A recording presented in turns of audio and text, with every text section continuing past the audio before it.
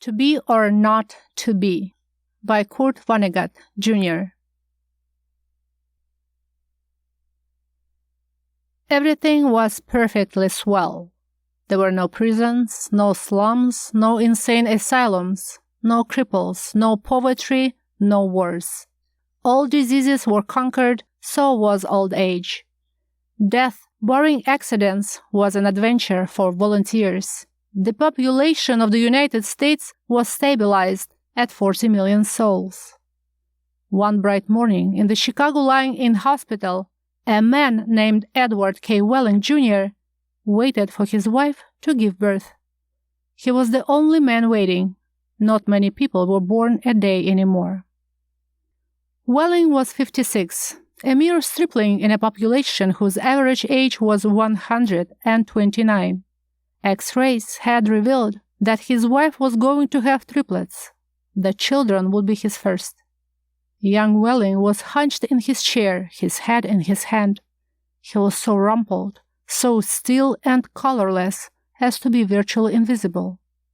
His camouflage was perfect, since the waiting room had a disorderly and demoralized air too. Chairs and ashtrays had been moved away from the walls. The floor was paved with spattered dropcloths. The room was being redecorated. It was being redecorated as a memorial to a man who had volunteered to die. A sardonic old man about 200 years old sat on a stepladder, painting a mural he did not like. Back in the days when people aged visibly, his age would have been guessed at 35 or so. Aging had touched him that much before the cure for aging was found. The mural he was working on depicted a very neat garden. Men and women in white, doctors and nurses, turned the soil, planted seedlings, sprayed bugs, spread fertilizer. Men and women in purple uniforms pulled up weeds, cut down plants that were old and sickly, raked leaves, carried refuse to trash burners. Never, never, never, not even in medieval Holland nor old Japan, had a garden been more formal, been better tended. Every plant had all the loam, light, water, air, and nourishment it could use. A hospital orderly came down the corridor, singing under his breath a popular song. "If you don't like my kisses, honey, here's what I will do. I'll go see a girl in purple, kiss the sad world to Lou. If you don't want my loving, why should I take up all this space? I'll get off this old planet. Let some sweet baby have my place." The orderly looked in at the mural and the muralist. "Looks so real," he said. "I can practically imagine I'm standing in the middle of it." "What makes you think you're not in it?" said the painter. He gave a satiric smile. "It's called the happy garden of life, you know." "That's good of Dr. Hitz," said the orderly.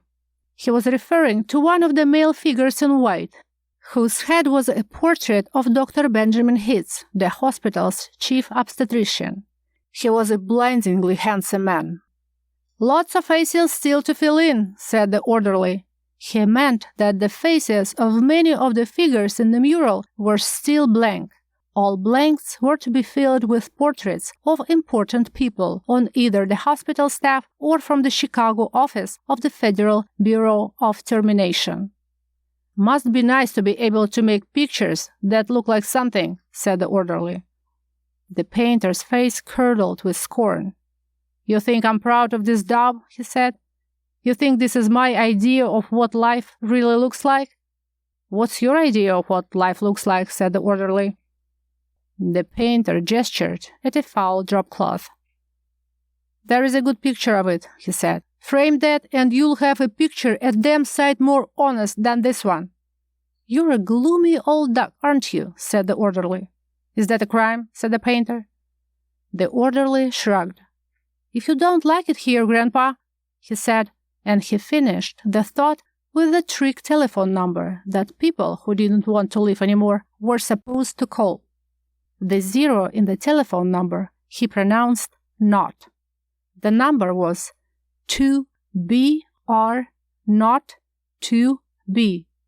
It was the telephone number of an institution whose fanciful sobriquets included Automat, Birdland, Cannery, Catbox, The Louser, Easy Go, Goodbye Mother, Happy Hooligan, Kiss Me Quick, Lucky Pear, Sheep Dip, Boring Blender, Whip No More, and Why Worry?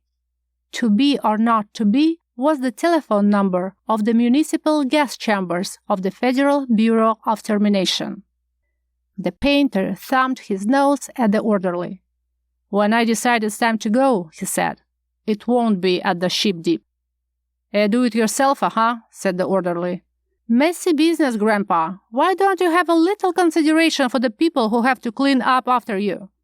The painter expressed with an obscenity his lack of concern for the tribulations of his survivors. "The world could do with a good deal more mess, if you ask me," he said. The orderly laughed and moved on. Welling, the waiting father, mumbled something without raising his head, and then he fell silent again. A coarse, formidable woman strode into a waiting room on Spike Hills. Her shoes, stockings, trench coat, bag, and overseas cap were all purple. The purple the painter called the color of grapes on Judgment Day.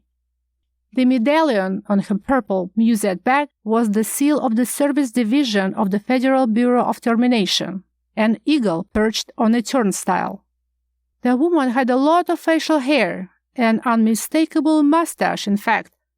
A curious thing about gas chamber hostesses was that no matter how lovely and feminine they were when recruited, they all sprouted mustaches within 5 years or so. "Is this where I'm supposed to come?" she said to the painter. "A lot would depend on what your business was," he said. "You aren't about to have a baby, are you?" "They told me I was supposed to pose for some pictures," she said. "My name is Leora Duncan." She waited. "And you dunk people," he said. "What?" she said. "Skip it," he said. "That sure is a beautiful picture," she said. "Looks just like heaven or something." "Or something," said the painter. He took a list of names from his smock pocket. "Duncan, Duncan, Duncan," he said, scanning the list. "Yes, here you are. You are entitled to be immortalized. See any faceless body here you'd like me to stick your head on? We've got a few choice ones left." She studied the mural bleakly. "Gee," she said. "They're all the same to me. I don't know anything about art." "A body is a body, huh?" he said. "All righty. As a master of fine art, I recommend this body here." He indicated a faceless figure of a woman who was carrying dried stalks to a trash burner. "Well," said Leonard Duncan, "that's more disposable people, isn't it? I mean, I'm in service. I don't do any disposing." The painter clapped his hands in mock delight. "You say you don't know anything about art, and then you prove in the next breath that you know more about it than I do. Of course the sheaf carrier is wrong for a hostess. A snipper, a pruner, that's more your line." He pointed to a figure in purple who was sawing a dead branch from an apple tree. "How about her?" he said. "You like her at all?" "Gosh," she said as she blushed and became humble. That puts me right next to Dr. Hitz." "That upsets you?" he said.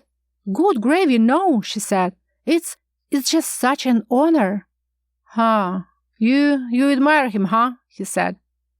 "Who does not admire him?" she said, worshipping the portrait of Hitz.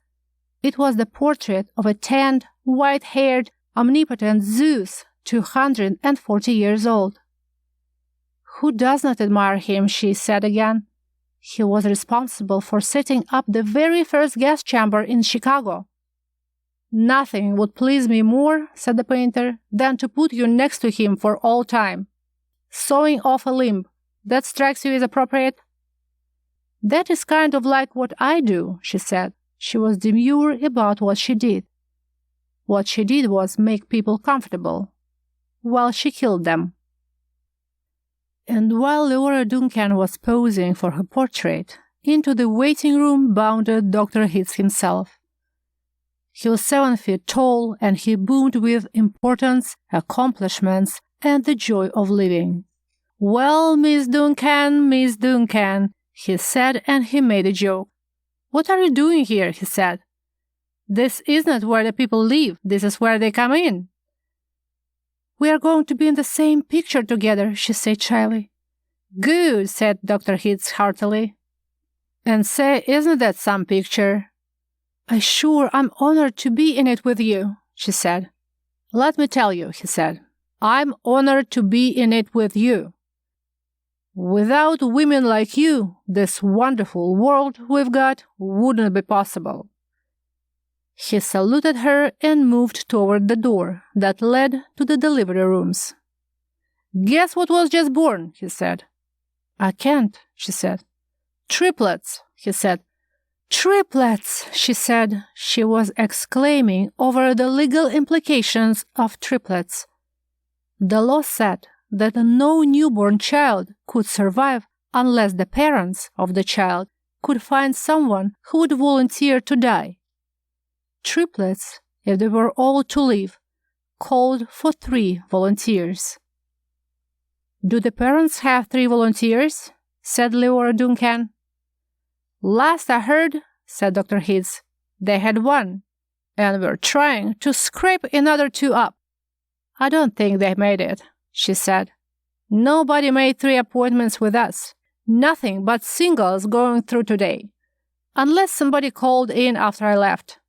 "What's the name?" "Welling," said the waiting father, sitting up, red-eyed and frowsy. "Edward K. Welling, Jr. is the name of the happy father-to-be."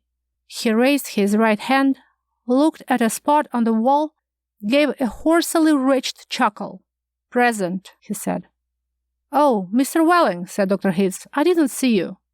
"The invisible man," said Welling. "They just phoned me that your triplets have been born," said Dr. Hitz. "They're all fine, so is the mother. I'm on my way in to see them now." "Hooray," said Welling emptily. "You don't sound very happy," said Dr. Hitz. "What man in my shoes wouldn't be happy?" said Welling. He gestured with his hands to symbolize carefree simplicity. "All I have to do is pick out which one of the triplets is going to live, then deliver my maternal grandfather to the happy hooligan, and come back here with the receipt." Dr. Hitz became rather severe with Welling, towered over him.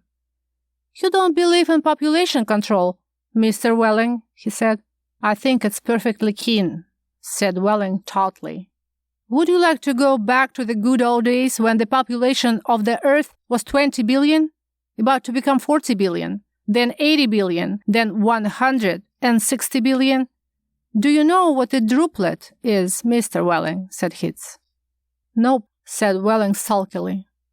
"A druplet, Mr. Welling, is one of the little knobs, one of the little pulpy grains of a blackberry," said Dr. Hitz. "Without population control, human beings would now be packed on this surface of this old planet like druplets on a blackberry. Think of it." Welling continued to stare at the same spot on the wall. "In the year 2000, said Dr. Hitz, "before scientists stepped in and laid down the law, there was not enough drinking water to go around, and nothing to eat but seaweed, and still people insisted on their right to reproduce like jackrabbits, and their right, if possible, to live forever." "I want those kids," said Welling quietly. "I want all 3 of them." "Of course you do," said Dr. Hitz. "That's only human." "I don't want my grandfather to die either," said Welling. "Nobody's really happy about taking a close relative to the cat box," said Dr. Hitz gently, sympathetically. "I wish people would not call it that," said Leora Duncan. "What?" said Dr. Hitz. "I wish people would not call it the cat box, and things like that," she said. "It gives people the wrong impression." "You're absolutely right," said Dr. Hitz. "Forgive me," he corrected himself, gave the municipal gas chambers their official title, a title no one ever used in conversation. "I should have said Ethical Suicide Studios," he said. "That sounds so much better," said Leora Duncan. "This child of yours, whichever one you decide to keep, Mr. Welling," said Dr. Hitz, "he or she is going to live on a happy, roomy, clean, rich planet, thanks to population control, in a garden like the mural there." He shook his head. "2 centuries ago, when I was a young man, it was a hell that nobody thought could last another 20 years. Now centuries of peace and plenty stretch before us as far as the imagination cares to travel." He smiled luminously. The smile faded as he saw that Welling had just drawn a revolver. Welling shot Dr. Hitz dead. "There is room for one, a great big one," he said. And then he shot Leora Duncan. "It's only death," he said to her as she fell. "There, room for 2. And then he shot himself, making room for all 3 of his children. Nobody came running. Nobody, seemingly, heard the shots. The painter sat on the top of his stepladder, looking down reflectively on the sorry scene. The painter pondered the mournful puzzle of life, demanding to be born, and once born, demanding to be fruitful, to multiply, and to live as long as possible, to do all that on a very small planet that would have to last forever.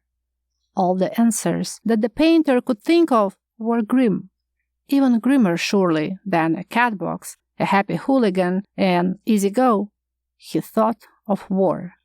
He thought of plague. He thought of starvation. He knew that he would never paint again. He let his paintbrush fall to the drop cloths below. And then he decided he had had about enough of life and the happy garden of life too, and he came slowly down from the ladder.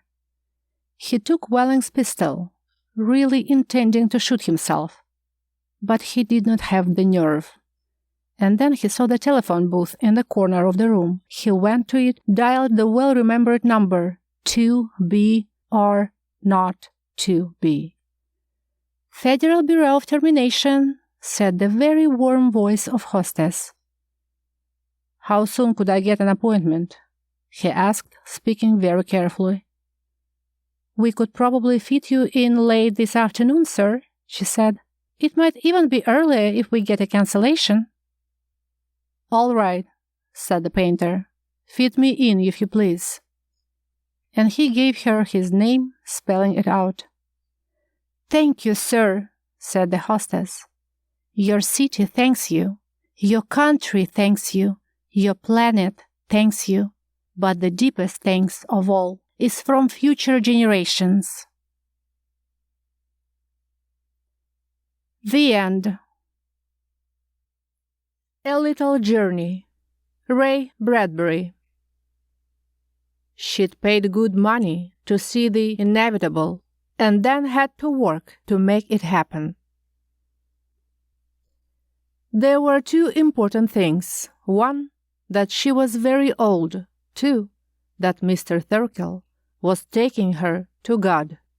For had not he patted her hand and said, "Mrs. Bellows will take off into space in my rocket and go to find him together." And that was how it was going to be. Oh, this was not like any other group Mrs. Bellows had ever joined. In her fervor to light a path to her delicate, tottering feet, she had struck matches down dark alleys and found her way to Hindu mystics who floated their flickering, starry eyelashes over crystal balls. She had walked on the meadow paths with ascetic Indian philosophers, imported by daughters in spirit of Madame Blavatsky. She had made pilgrimages to California's stucco jungles to hunt the astrological seer in his natural habitat. She had even consented to signing away the rights to one of her homes in order to be taken into the shouting order of a temple of amazing evangelists who had promised her golden smoke, crystal fire, and the great soft hand of God coming to bear her home. None of these people had ever shaken Mrs. Bellows' faith. even when she saw them sirened away in a black wagon in the night, or discovered their pictures bleak and unromantic in the morning tabloids. The world had roughed them up and locked them away because they knew too much. That was all. And then, 2 weeks ago, she had seen Mr. Thurkel's advertisement in New York City. Come to Mars. Stay at the Thurkel Restorium for 1 week, and then on into space on the greatest adventure life can offer. Send for free pamphlet. Nearer, my God, to thee. Excursion rates. Round trip slightly lower. Round trip, Mrs. Bellows had thought, but who would come back after seeing him? And so she had bought a ticket and flown off to Mars and spent 7 mild days at Mr. Thurkel's Restorium, the building with a sign on it which flashed Thurkel's rocket to heaven. She had spent the week bathing in limpid waters and erasing the care from her tiny bones, and now she was fidgeting, ready to be loaded into Mr. Thurkel's own special private rocket, like a bullet, to be fired on out into space beyond Jupiter and Saturn and Pluto.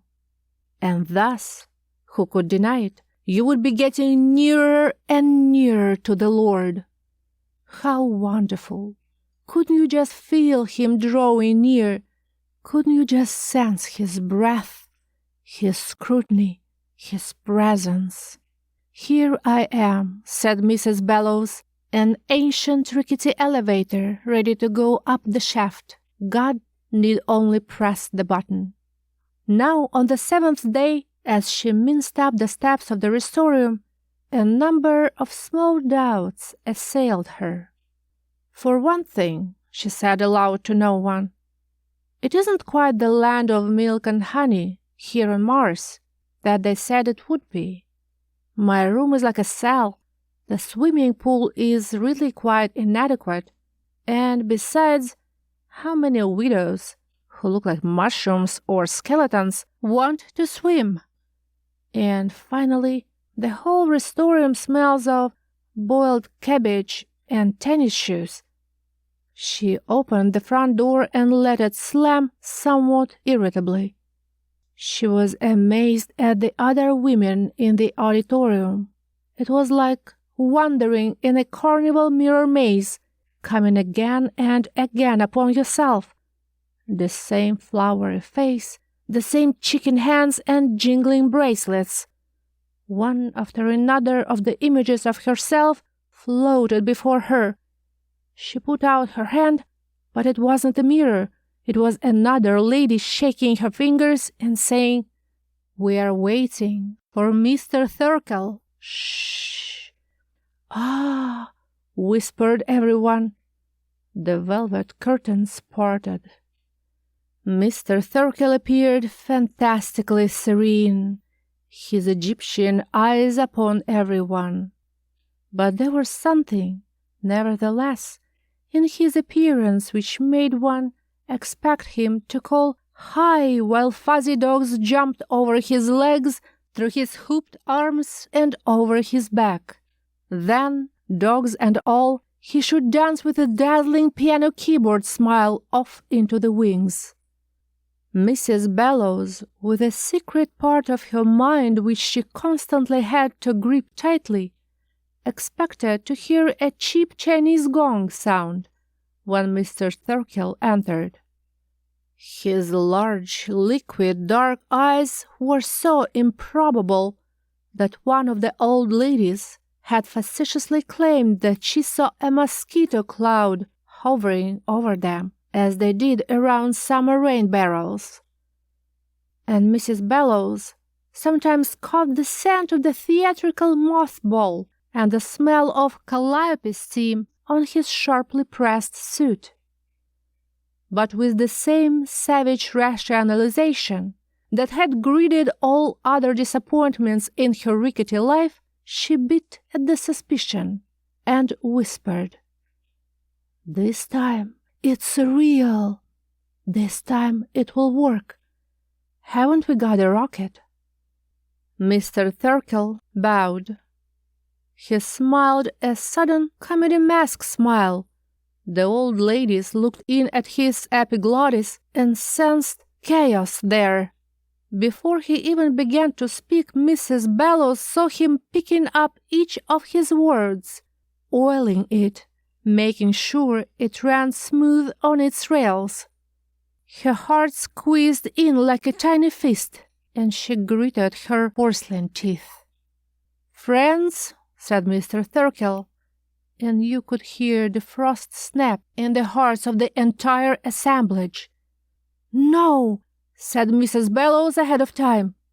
She could hear the bad news rushing at her, and herself tied to the track while the immense black wheels threatened and the whistle screamed helpless.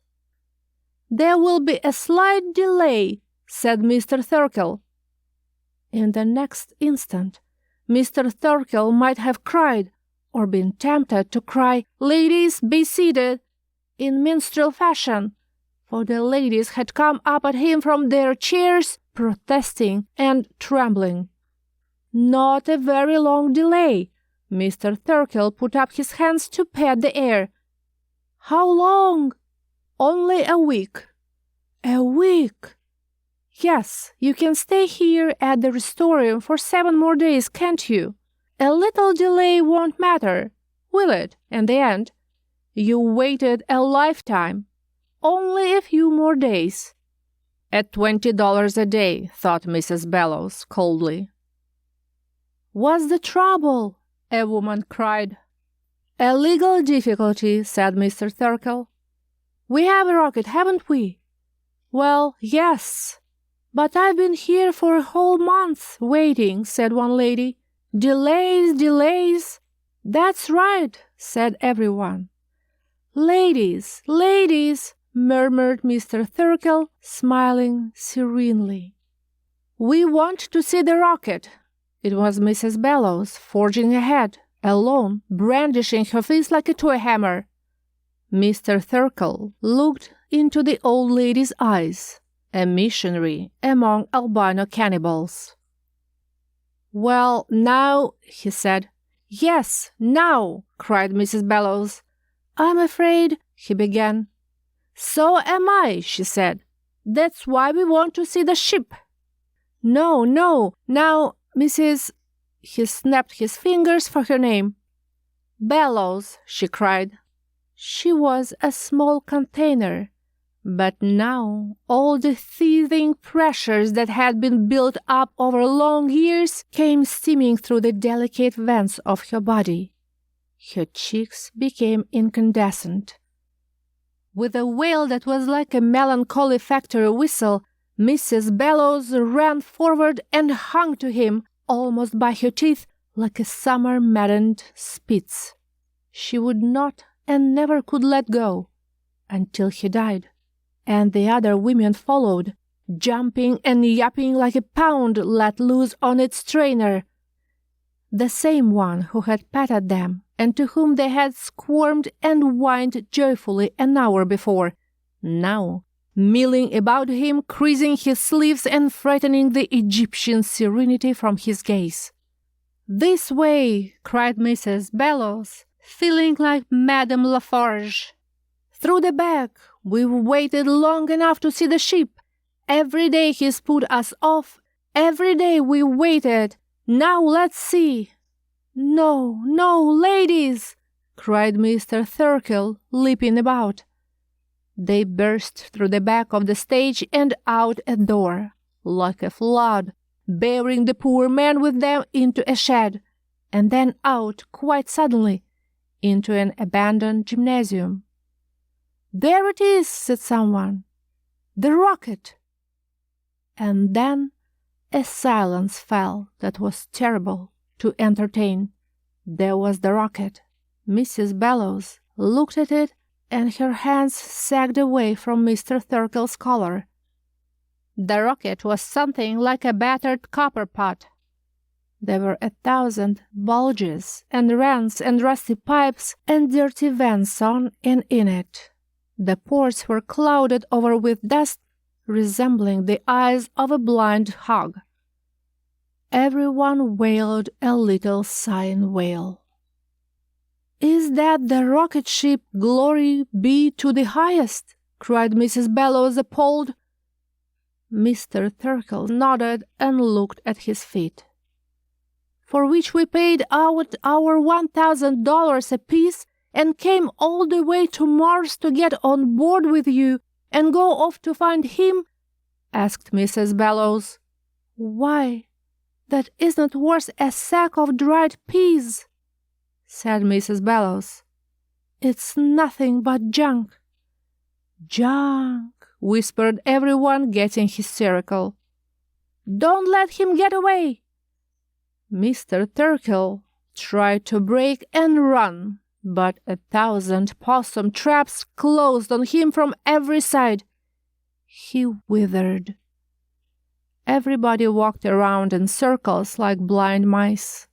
There was a confusion and a weeping that lasted for 5 minutes as they went over and touched the rocket, the dented kettle, the rusty container for God's children. "Well," said Mrs. Bellows. She stepped up into the askew doorway of the rocket and faced everyone.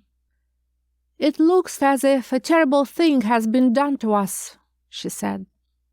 "I have not any money to go back home to Earth, and I've too much pride to go to the government and tell them a common man like this has fooled us out of our life savings.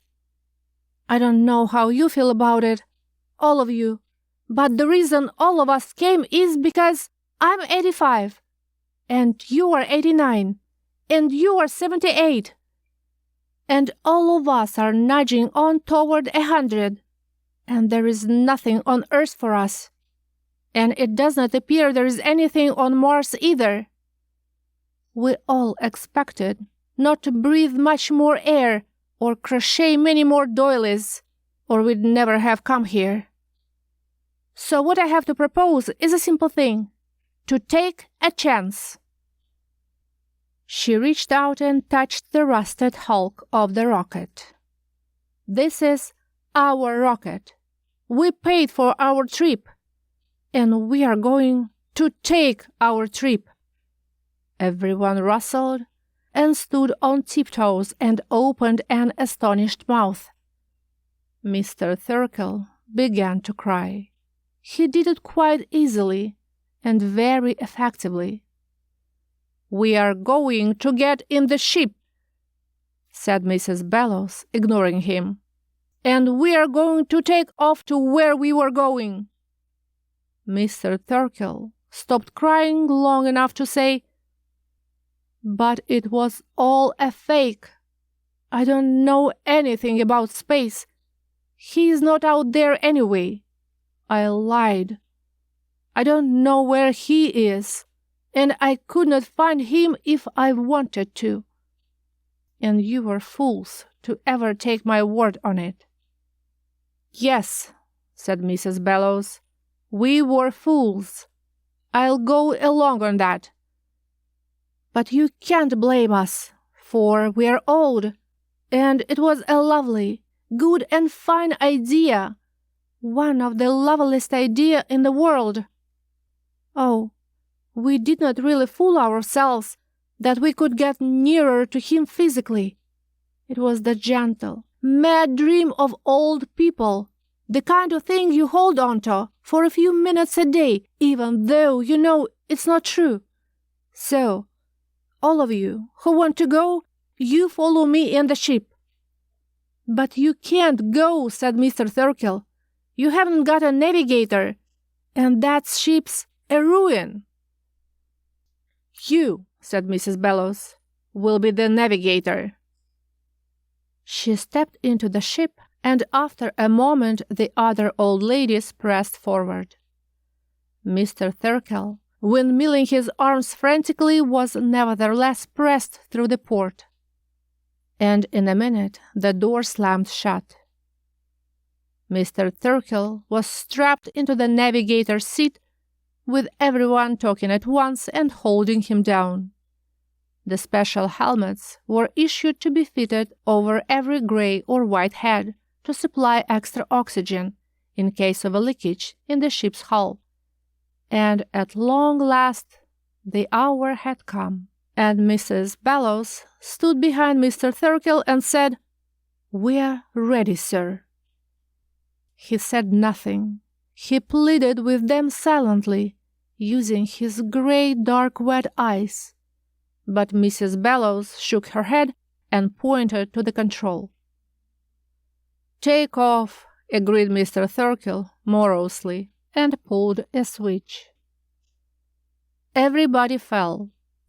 The rocket went up from the planet Mars in a great fiery glide, with the noise of an entire kitchen thrown down an elevator shaft, with the sound of pots and pans, and kettles and fires bowling and stews bubbling, with the smell of burned incense and rubber and sulfur, with the color of yellow fire, and a ribbon of red stretching below them, and all the old women singing and holding to each other, and Mrs. Bellows crawling upright in the sighing, straining, trembling ship. "Head for space, Mr. Thurkill." "It can't last," said Mr. Thurkill sadly. "This ship can't last. It will—" It did. The rocket exploded. Mrs. Bellows felt herself lifted and thrown about dizzily like a doll. She heard the great screamings and saw the flashes of bodies sailing by her in fragments of metal and powdery light. "Help! Help!" cried Mr. Thurkill far away on a small radio beam. The ship disintegrated into a million parts, and the old ladies, all 100 of them, were flung straight on ahead with the same velocity as the ship. As for Mr. Thurkill, for some reason of trajectory, perhaps, he had been blown out the other side of the ship. Mrs. Bellows saw him falling separate and away from them, screaming, screaming. "There goes Mr. Thurkill," thought Mrs. Bellows, and she knew where he was going. He was going to be burned and roasted, and broiled good, but very good. Mr. Thurkill was falling down into the sun. "And here we are," thought Mrs. Bellows. "Here we are, going on out and out and out." There was hardly a sense of motion at all, but she knew that she was traveling at 50,000 miles an hour, and would continue to travel at that speed for an eternity until she saw the other women swinging all about her in their own trajectories. A few minutes of oxygen left to each of them in their helmets, and each was looking up to where they were going. Of course, thought Mrs. Bellows, out into space, out and out, and the darkness like a great church, and the stars like candles. And in spite of everything, Mr. Thurkill, the rocket, and the dishonesty, we are going toward the Lord. And there, yes, there, as she fell on and on, coming toward her, she could almost discern the outline now. Coming toward her was his mighty golden hand, reaching down to hold her and comfort her like a frightened sparrow. "I'm Mrs. Amelia Bellows," she said quietly, in her best company voice. "I'm from the planet Earth." The end. Hall of Mirrors by Frederick Brown. It is a tough decision to make, whether to give up your life so you can live it over again. For an instant you think it is temporary blindness, the sudden dark that comes in the middle of a bright afternoon. It must be blindness, you think. Could the sun that was tanning you have gone out instantaneously, leaving you in a utter blackness? Then the nerves of your body tell you that you are standing, whereas only a second ago you were sitting comfortably, almost reclining, in a canvas chair, in the patio of a friend's house in Beverly Hills, talking to Barbara, your fiancée, looking at Barbara in a swimsuit, her skin golden tan in the brilliant sunshine.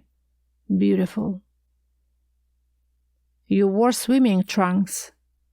Now you do not feel them on you. The slight pressure of the elastic waistband is no longer there against your waist. You touch your hands to your hips. You are naked and standing. Whatever has happened to you is more than a change to sudden darkness or to sudden blindness. You raise your hands gropingly before you. They touch a plain smooth surface, a wall. You spread them apart and each hand reaches a corner. You pivot slowly. A second wall, then a third, then a door. You are in a closet about 4 feet square. Your hand finds the knob of the door. It turns, and you push the door open. There is light now. The door has opened to a lighted room, a room that you have never seen before. It is not large, but it is pleasantly furnished, although the furniture is of a style that is strange to you. Modesty makes you open the door cautiously the rest of the way. But the room is empty of people. You step into the room, turning to look behind you into the closet, which is now illuminated by light from the room. The closet is and is not a closet. It is the size and shape of one, but it contains nothing, not a single hook, no rod for hanging clothes, no shelf. It is an empty, blank-walled 4-by-4 foot space. You close the door to it and stand looking around the room. It is about 12 by 16 feet. There is one door, but it is closed. There are no windows. 5 pieces of furniture. 4 of them you recognize, more or less. One looks like a very functional desk. One is obviously a chair, a comfortable-looking one. There is a table, although its top is on several levels instead of only one. Another is a bed or couch. Something shimmering is lying across it, and you walk over and pick the shimmering something up and examine it. It is a garment. You are naked, so you put it on. Slippers are part way under the bed or couch, and you slide your feet into them. They fit. And they feel warm and comfortable, as nothing you have ever worn on your feet has felt. Like lamb's wool, but softer. You are dressed now. You look at the door. The only door of the room except that of the closet, from which you entered it. You walk to the door, and before you try the knob, you see the small typewritten sign pasted just above it that reads, "This door has a time lock set to open in 1 hour. For reasons you will soon understand, it is better that you do not leave this room before then.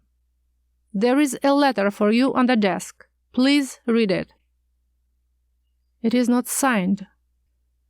You look at the desk and see that there is an envelope lying on it. You do not yet go to take that envelope from the desk and read the letter that must be in it. Why not? because you're frightened. You see other things about the room. The lighting has no source that you can discover. It comes from nowhere. It is not indirect lighting. The ceiling and the walls are not reflecting it at all. They did not have lighting like that back where you came from. What did you mean by back where you came from? You close your eyes. You tell yourself, I am Norman Hastings. I am an associate professor of mathematics at the University of Southern California. I'm 25 years old, and this is the year 1954. You open your eyes and look again. They did not use that style of furniture in Los Angeles or anywhere else that you know of in 1954. That thing over in the corner, you can't even guess what it is. So might your grandfather, at your age, have looked at the television set. You look down at yourself, at the shimmering garment that you found waiting for you. With thumb and forefinger, you feel its texture. It's like nothing you have ever touched before. I am Norman Hastings. This is 1954. Suddenly you must know, and at once you go to the desk and pick up the envelope that lies upon it. Your name is typed on the outside, Norman Hastings. Your hands shake a little as you open it. Do you blame them? There are several pages, typewritten. Dear Norman, it starts. You turn quickly to the end and look for the signature. It is unsigned. You turn back and start reading. Do not be afraid. There is nothing to fear, but much to explain. Much that you must understand before the time lock opens the door. Much that you must accept and obey. You have already guessed that you are in the future, in what to you seems to be the future. The clothes and the room must have told you that. I planned it that way so the shock would not be too sudden, so you would realize it over the course of several minutes, rather than read it here, and quite probably disbelieve what you read. The closet from which you have just stepped is, as you have by now realized, a time machine. From it you stepped into the world of 2004. The date is April 7th, just 50 years from the time you last remember. You cannot return. I did this to you, and you may hate me for it. I don't know. That is up to you to decide, but it does not matter. What does matter, and not to you alone, is another decision which you must make. I'm incapable of making it. Who is writing this to you? I would rather not tell you just yet. By the time you have finished reading this, even though it's not signed, for I knew you would look first for a signature, I will not need to tell you who I am. You will know. I'm 75 years of age. I have, in this year 2004, been studying time for 30 of those years. I have completed the first time machine ever built, and thus far, its construction, even the fact that it has been constructed, is my own secret.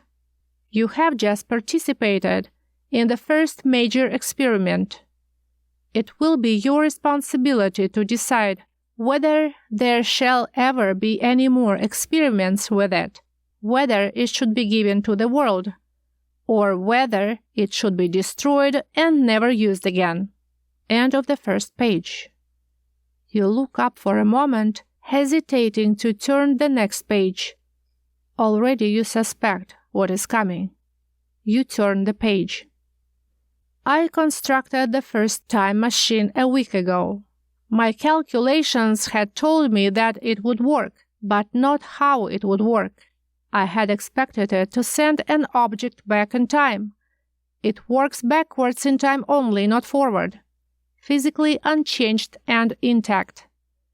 My first experiment showed me my error. I placed a cube of metal in the machine. It was a miniature of the one you just walked out of, and set the machine to go backward 10 years. I flicked the switch and opened the door, expecting to find the cube vanished. Instead, I found it had crumbled to powder. I put in another cube and sent it 2 years back. The second cube came back unchanged, except that it was newer, shinier. That gave me the answer. I had been expecting the cubes to go back in time, and they had done so, but not in the sense I had expected them to. Those metal cubes had been fabricated about 3 years previously. I had sent the first one back years before it had existed in its fabricated form. 10 years ago, it had been ore. The machine returned it to that state. Do you see how our previous theories of time travel have been wrong? We expected to be able to step into a time machine in, say, 2004, set it for 50 years back, and then step out in the year 1954. But it does not work that way. The machine does not move in time. Only whatever is within the machine is affected, and then just with relation to itself and not to the rest of the universe. I confirmed this with guinea pigs by sending one 6 weeks old 5 weeks back, and it came out a baby. I need not outline all my experiments here. You will find a record of them in the desk, and you can study it later. Do you understand now what has happened to you, Norman? You begin to understand, and you begin to sweat. The I who wrote that letter you are now reading is you, yourself, at the age of 75, in this year of 2004. You are that 75-year-old man, with your body returned to what it had been 50 years ago, with all the memories of 50 years of living wiped out. You invented the time machine, and before you used it on yourself, you made these arrangements to help you orient yourself. You wrote yourself the letter which you are now reading. But if those 50 years are to you gone, what all of your friends, those you loved? What of your parents? What of the girl you were going to marry? You read on. Yes, you will want to know what has happened. Mom died in 1963, Dad in 1968. You married Barbara in 1956.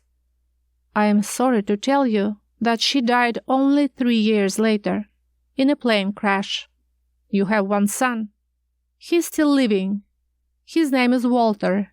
He is now 46 years old and is an accountant in Kansas City.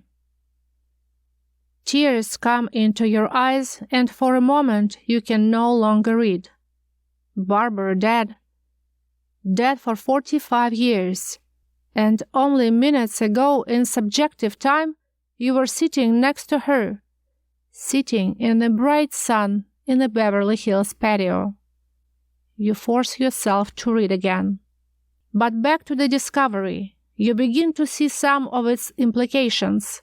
You will need time to think to see all of them. It does not permit time travel, as we had thought of time travel, but it gives us immortality of a sort. Immortality of the kind I have temporarily given us. Is it good? Is it worthwhile to lose the memory of 50 years of one's life in order to return one's body to relative youth?